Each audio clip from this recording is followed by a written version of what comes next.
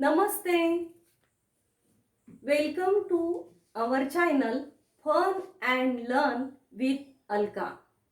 Welcome my dear students. आज हम विषय हिंदी कक्षा 7वीं पाठ 8 जीवन नहीं मरा करता है इस कविता का अध्ययन करने वाले हैं।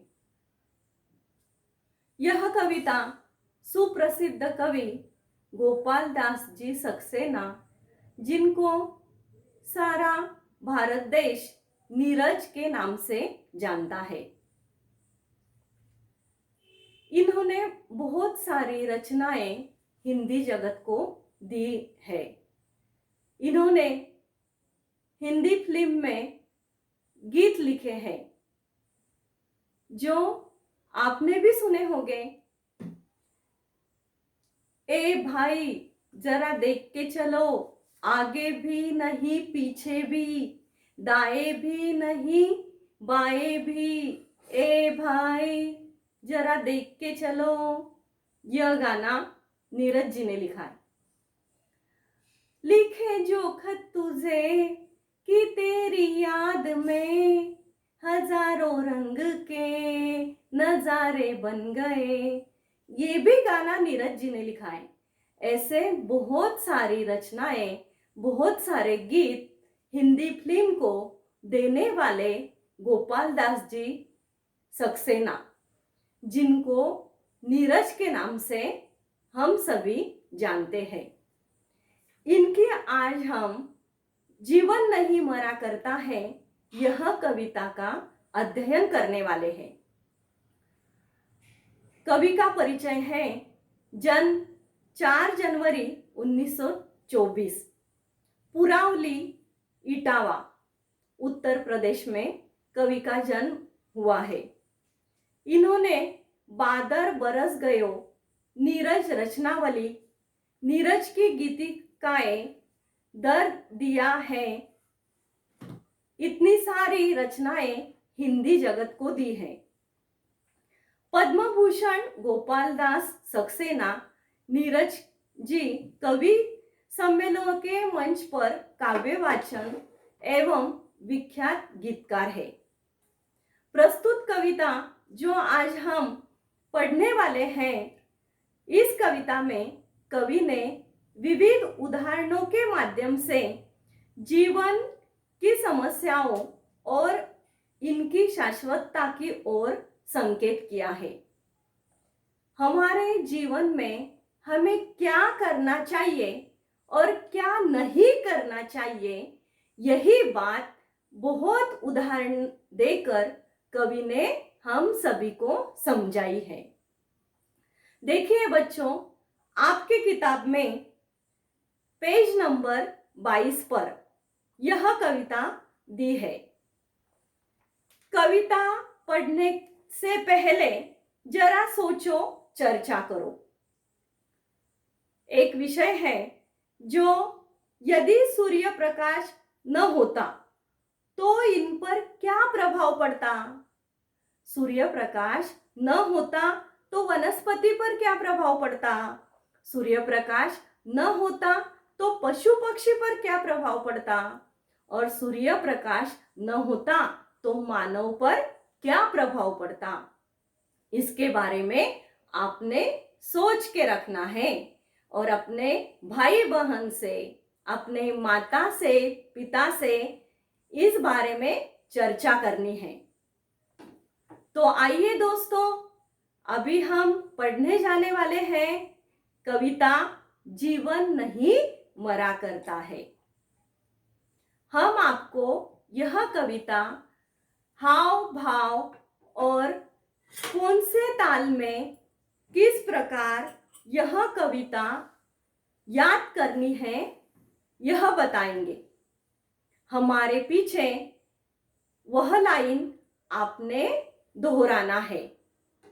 सभी ने अपनी अपनी किताबें निकाली होगी, मुझे पता है। तो आइए चलिए।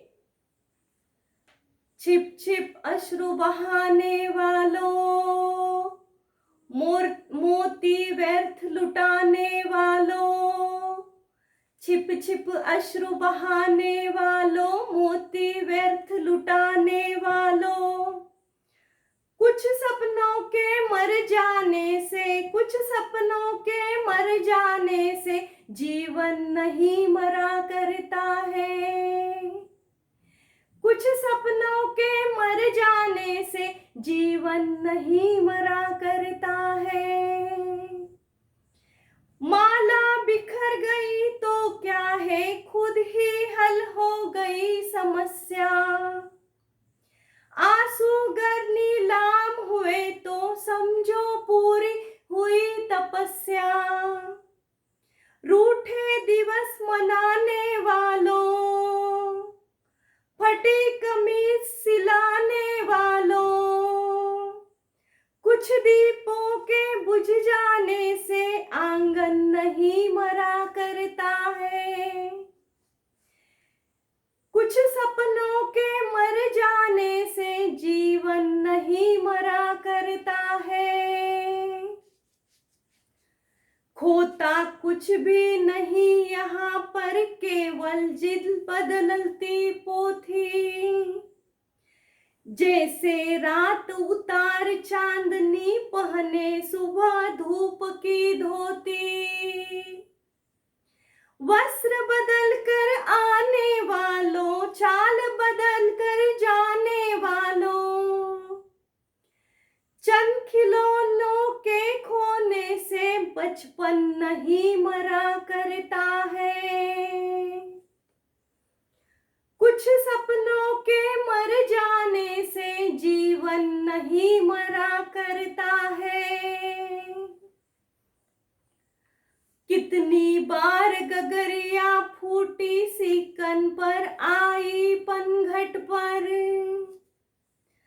कितनी बार कश्तियां डूबी चहल पहल वो ही है तट पर। तम की उम्र बढ़ाने वालों, लो की आयु घटाने वालों, लाख करे पतझर कोशिश पर उपवन नहीं मरा करता है। कुछ सपनों के मर जाने से जीवन नहीं मरा करता है। लूट लिया माली ने उपवन, लूटी न लेकिन गंध फूल की।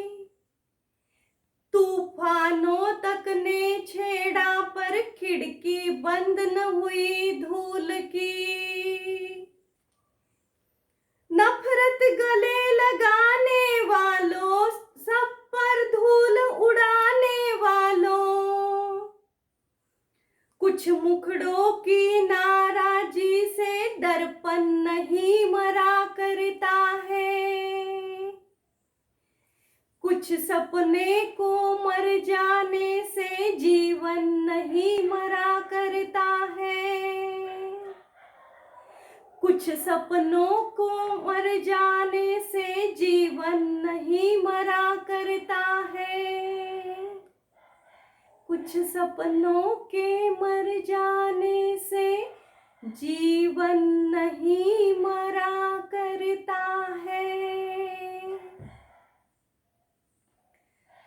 बच्चों, आपके ध्यान में आया होगा कि इस कविता का गायन किस तरह करना है। इसी तरह आपने इस कविता को घर पर 3-4 बार दोहराना है और यह कविता याद करके रखनी है। उसका ऑडियो कैसेट बना के अपने कक्षाध्यापक यानी क्लास टीचर जी को यह व्हाट्सएप ग्रुप पर डालना है। देखिए बच्चों, यहाँ कवि नीरज जी ने हमें बताया है कि हम छिप छिप अश्रु बहाते हैं, यानी हम हर समस्या को लेकर बैठते हैं और अपने जो अश्रु है उनको मोती की उपमा दी है। यह मोती लुटाने नहीं है, इनको बर्बाद होने नहीं देना है, व्यर्थ होने नहीं देना है। कुछ सपने टूट गए, कुछ सपने मर गए, लेकिन अपना जीवन कभी भी नहीं मरा करता है। संकल्प से ही सृष्टि बनती है। यह बात याद रखनी है दोस्तों। जब हम कुछ अच्छी बात का संकल्प करेंगे, रोज हंसने का संकल्प करेंगे, रोज पढ़ाई करने का संकल्प करेंगे, रोज अपने माँ को सहायता यानी मदद करने का, हेल्प करने का संकल्प करेंगे, तो हम हमेशा खुश ही रहेंगे। थोड़ी सी छोटी सी बात पर हम नाराज होकर बैठते हैं कि मुझे बर्थडे में यह ड्रेस चाहिए था, मम्मी पापा आपने वही ड्रेस मुझे दिलाना है। और मम्मी पापा ने यदि हमें वो ड्रेस नहीं दिलाया या तो कुछ जो तुमको पसंद है वह चीज नहीं दिलाई, तो आप रूठ जाते हो और आपका समय इसी प्रकार व्यर्थ गवाते हो, रोते हो छोटी छोटी बात पर। तो ऐसा नहीं करना है। कवि कहते हैं, माला बिखर गई तो क्या है, माला बिखर गई तो क्या है, खुद ही हल हो गई समस्या। आंसू गर नीलाम हुए तो समझो पूरी हुई तपस्या। हमारे हाथ से माला टूट गई, कोई बात नहीं, वो समस्या जो है वो खुद ही हमसे दूर हो गई। और आंसू गर नीलाम हुए तो, नीलाम होना, बिक जाना, यानी हमारे जीवन में कोई भी बड़ा संकट आए, लेकिन हिम्मत से डटे रहना है, हिम्मत से काम लेना है और अक्ल से काम लेना है। रूठे दिवस मनाने वालों, फटी कमीज सिलाने वालों, कुछ दीपों के बुझ जाने से आंगन नहीं मरा करता है। बहुत बड़ी बात यहाँ कवि नीरज जी ने हमें बताई है कि कुछ दीपक बुझ गए तो हमारा आंगन मर जाएगा क्या? नहीं, आंगन तो वही रहेगा, लेकिन हमें फिर से शुरुआत करके हमें नए दीपक यहाँ जलाने हैं। खोता कुछ भी नहीं यहाँ पर, केवल जिन बदलती पोथी, जैसे रात उतार चांदनी पहने सुबह धूप की धोती। हर दिन नई समस्या के साथ, नए संकल्प के साथ आता है। स्वामी विवेकानंद जी कहते हैं कि जिस दिन कोई समस्या आई नहीं, वो दिन क्या काम का। यह बात याद रखनी है कि समस्या आई यानी हमें सिखाने को मिलता है, सीखने को मिलता है, और उस समस्या का हल करके ही हम आगे बढ़ते हैं। वस्त्र बदल कर आने वालों, चाल बदल कर जाने वालों, चंद खिलौनों के खोने से बचपन नहीं मरा करता है। हमारे कुछ खिलौने टूट जाए, फूट जाए, लेकिन हमारे बचपन की यादें मर जाएगी क्या? नहीं, आप बड़े होंगे, आपको बचपन की यादें हमेशा आएगी। जो आपने शरारत की होगी, आपके दोस्तों के नाम लिए होंगे, कुछ अपने दोस्तों को अच्छी बातें बताई होगी, उनकी सहायता की होगी, यह तो बातें मर नहीं जाएगी। इस बात से आप सभी को प्रेरणा ही मिलेगी। कितनी बार गगरिया फूटी सीकन पर न आई पनघट पर, कितनी बार कश्तियां डूबी चहल पहल वो ही है तट पर।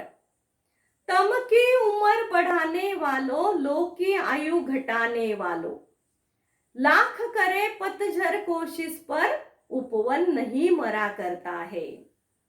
इस सृष्टि में कितनी बार हम जब गगरिया फूटी, गगरिया यानी पानी भरने का घड़ा, पानी भरने का घड़ा। जिल्द यानी पुस्तक का बाह्य आवरण, सिकन यानी सिलवट चिंता, पनघट यानी वह स्थान जहां लोग पानी भरते हैं, कश्ती यानी नाव, तम यानी अंधार, पतझड़ पत्ते झरने की ऋतु। पत्ते झरने की ऋतु में क्या होता है बच्चों? तो पेड़ पर जो बड़े बड़े पेड़ पर पत्ते होते हैं वह पीले पड़ जाते हैं और वह झड़कर नीचे गिरते हैं।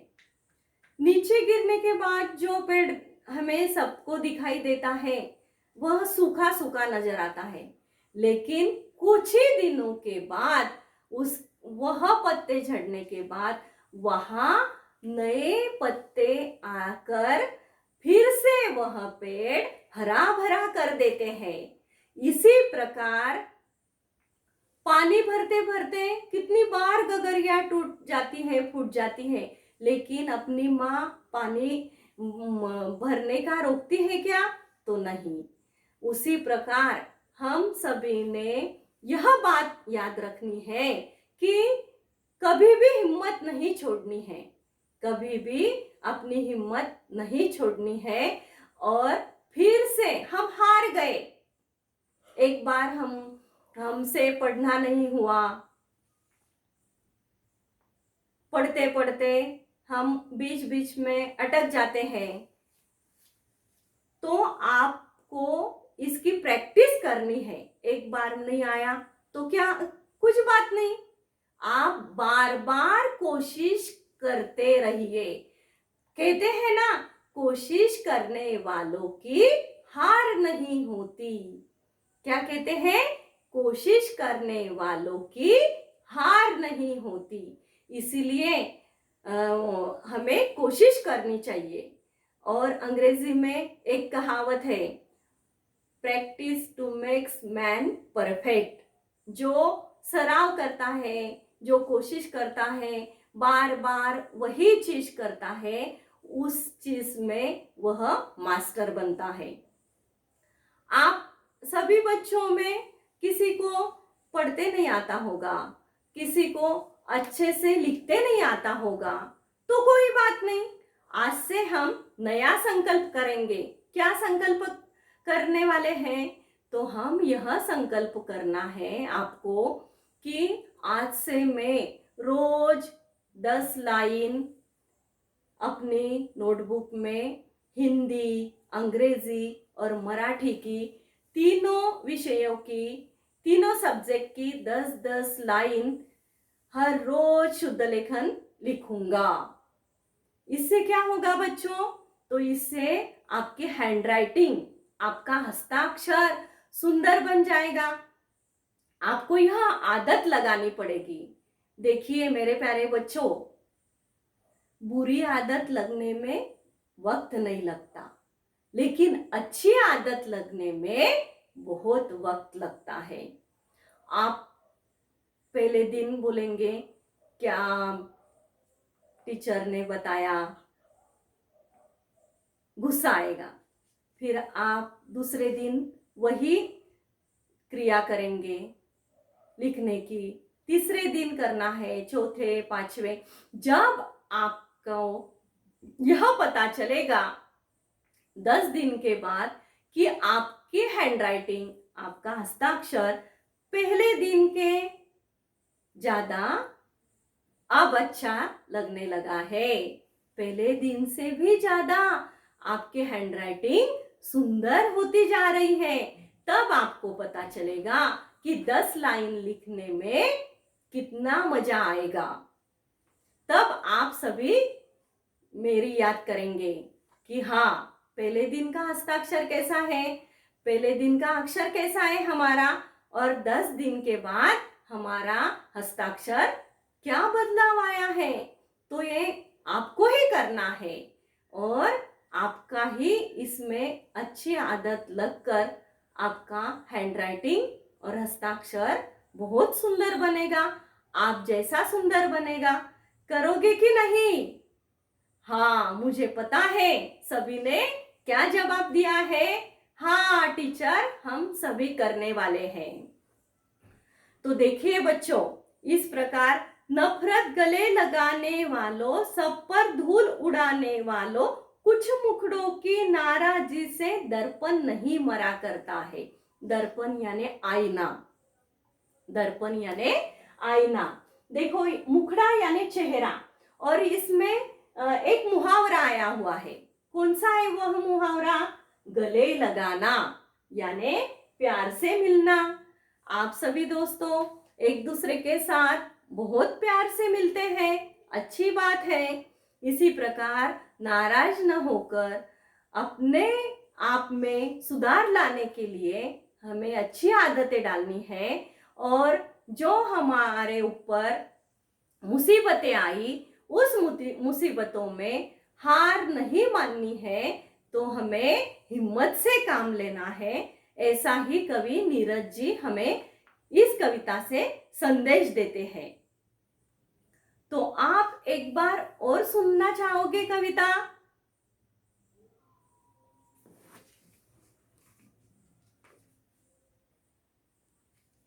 छिप छिप अश्रु बहाने वालों, मोती व्यर्थ लुटाने वालों, कुछ सपनों के मर जाने से जीवन नहीं मरा करता है।